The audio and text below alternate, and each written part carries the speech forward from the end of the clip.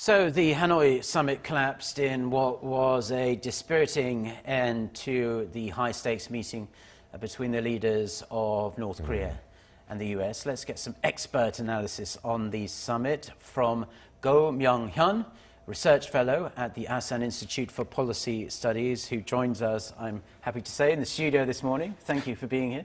Thanks for having me. So not the result many were expecting or hoping for. I was wanting to pick your mind on your opinion of what we saw yesterday, and do you think it jeopardizes the chance for a third summit down the line? I think it does. I think this time in the summit in Hanoi revealed the fundamental difference between the two sides. Back in Singapore, the two sides tried to paper over this fundamental difference, which is, in case of North Korea, they don't exactly want economic sanctions being lifted for full denuclearization. In other words, North Korea doesn't want to engage in complete denuclearization, whereas the United States seems to think that North Korea's nuclear capability can be, quote-unquote, bought off with economic assistance and funding. So that fundamental difference actually revealed itself again in Hanoi. And I don't think that either side was able to move away from the original position, because it actually affects their strategy and policies to a great extent. For North Korea, it cannot abandon its nuclear weapons.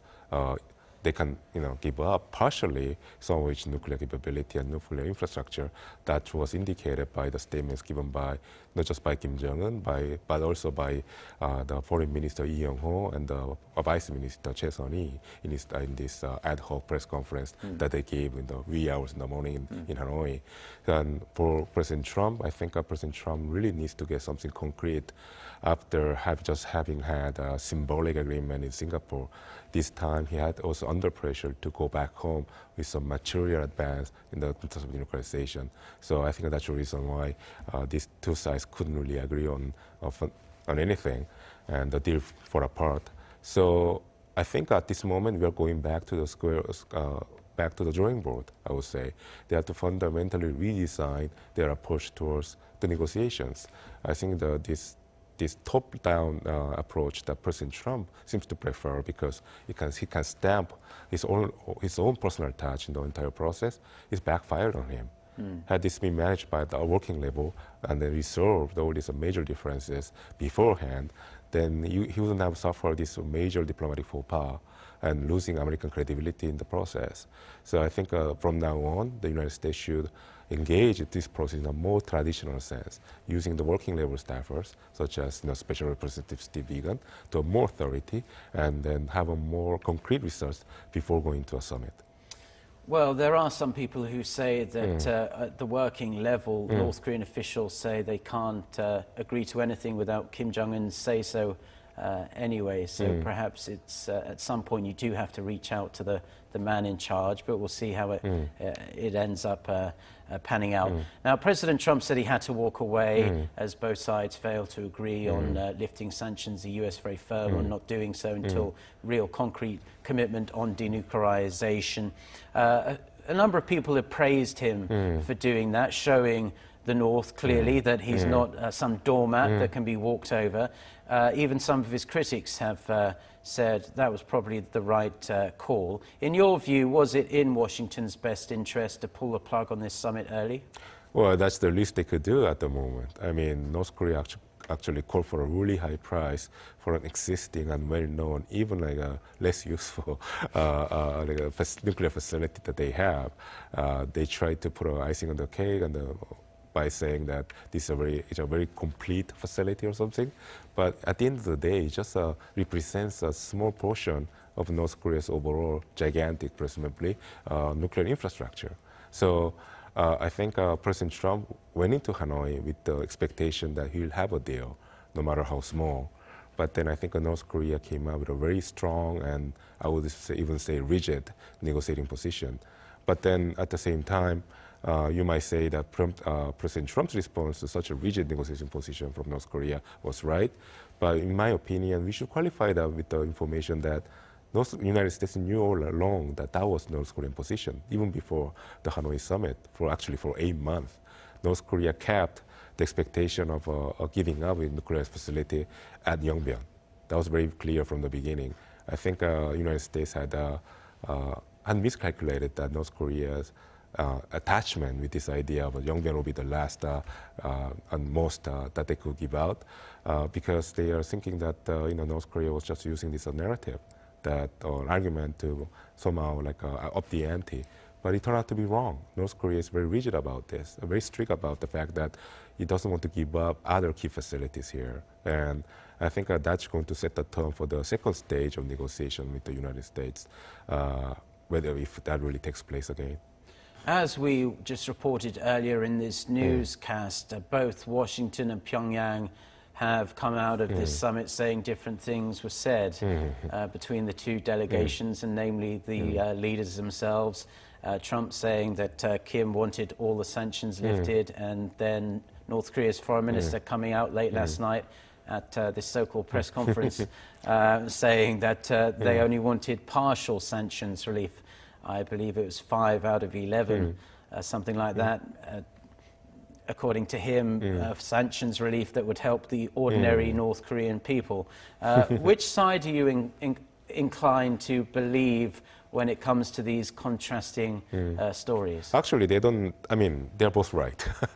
The reason is because in the sense of a spirit of the sanctions, President Trump is absolutely right. The bulk of the sanctions measures that are currently in place are, North Korea was asking for the lifting of the bulk of the sanctions that actually affect the North Korean economy. Those are exactly the sanctions that North Korean Vice Minister Choi Sun-hee mentioned during the press conference. The United Nations sanctions resolution ranging from 2270 all the way to 2397. These are the sanctions that came into effect after the first nuclear test in 2016. And the difference between these sanctions and the previous ones that North Korea said that counted into their overall sanctions regime is that these are the sanctions that really have a bite on the North Korean economy. So from President Trump's point of view, what North Korea was asking wasn't the partial sanctions lifting. In spirit, was actually the bulk of the sanctions that really had an impact on the North Korean economy. So in that sense, technically, North Korea was asking for the partial sanctions lifting just by counting the number of United Nations sanctions resolution. But in spirit, President Trump was correct too.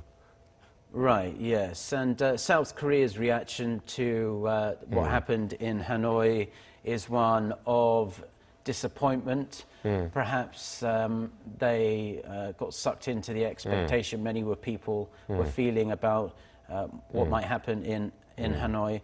This leaves President Moon Jae-in in a bit of a tricky position now. He has won a lot of praise around the world for being the mediator between the United States and North Korea. You said that before that North Korea and the United States might have to go back to the drawing board in their negotiations. Do you think the same thing about the South Korean leader, Moon Jae-in? Is he going to have to rethink his strategy now? Well, he does. He has to modify his strategy a little bit, but I don't think it's going to affect his role as a mediator between North Korea and the United States. Actually, to the contrary, his importance actually went up. Well, with the announcement that first thing that the President Trump did when the Air Force One took off from Hanoi was to call President Moon and tell him that he was still interested in continuing dialogue with North Korea and ask for quote-unquote mediation from President Moon. So in that sense, President Moon's role actually went up. But on the other hand, for the rest of his strategy of engaging North Korea, currently it's bottlenecked because there's been no progress on the denuclearization front. But that's going to be the case for the foreseeable future. So President Moon is actually burdened with more responsibility without being able to see concrete results coming from his efforts. That will be his dilemma. And finally, before we have to let you go, North Korea's traditional ally, China, has come out and said to the United States and North Korea, now is the time to meet in the middle. Where do you think that middle ground lies? Is it achievable? And what concessions would be considered fair to both sides? China likes the middle way all the time. It's like a nature of the country. It's a name of the country too. But then I think it's interesting that China actually didn't really assign blame on the United States for the fallout of the talks, breakdown of the talks. That shows that China also has a little bit of displeasure at North Korea for being so rigid when it comes to negotiating with the United States. So I think China is actually asking North Korea to be more flexible, to give up much of its nuclear capability. I think that's a message that is going to go to Pyongyang now. Okay, and China and the U.S. have their own big negotiations coming up in regards to trade as well. That's so right. Perhaps Beijing doesn't want to rock the boat too much with the Trump administration by being too critical of them. Well, it's a great pleasure to have you in the studio. First time we've had a chat like this, and I hope one day we can talk again soon. Thank you. That'd be great. Thanks.